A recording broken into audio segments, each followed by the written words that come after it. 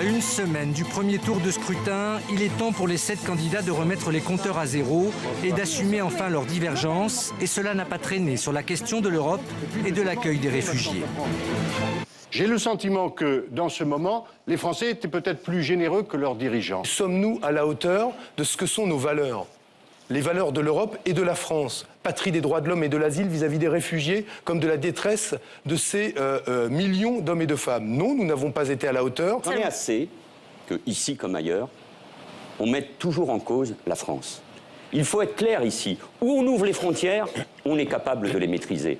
Environnement et retour sur un engagement de François Hollande, la fermeture de la centrale de Fessenheim et débat autour du nucléaire. Les centrales nucléaires telles qu'elles sont aujourd'hui considérées comme devant être fermées par l'autorité de sûreté nucléaire le seront. Par rapport aux salariés, ils n'ont pas d'inquiétude à avoir. Les énergies renouvelables, et ce sont des salariés intelligents, qu'ils soient ouvriers, ingénieurs, chercheurs, tout ce qui existera dans les énergies renouvelables, ils sauront le faire. Je sursaute un peu quand j'entends encore parler, à gauche, de l'indépendance énergétique autour du nucléaire. D'où vient le carburant des centrales nucléaires? Ce qui fait tourner les centrales nucléaires, l'uranium.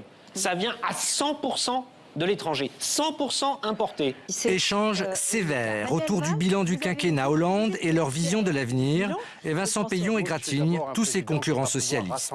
Entre ceux qui ont théorisé les deux gauches irréconciliables et ceux qui ont cassé des portes et brisé des fenêtres en étant restés plus longtemps que moi au gouvernement, il va falloir rassembler. C'est le premier acte. Différences assumées, divergences précisées, mais sans se déchirer. Un débat plus abouti que le premier, avant le dernier acte, jeudi prochain.